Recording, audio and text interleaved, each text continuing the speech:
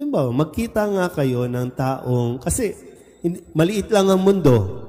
Isang araw magkakasalubong kayo, isang araw magkikita kayo. Ano pa ang mararamdaman ninyo? Bubuhayin mo ba yung sama ng loob? Bubuhayin mo ba ulit yung sakit?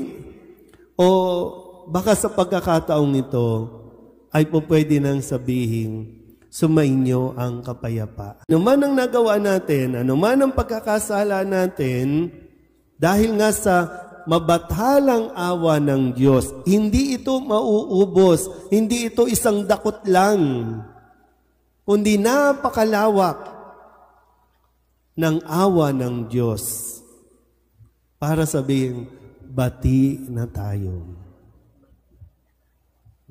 Okay na. Pinatawad tayo at patuloy tayong pinatatawad ng Diyos. Kaya po, matuto ka rin patawarin ang iyong sarili.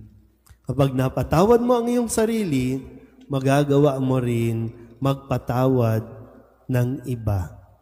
Lalo na sa mga nakasakit sa iyo.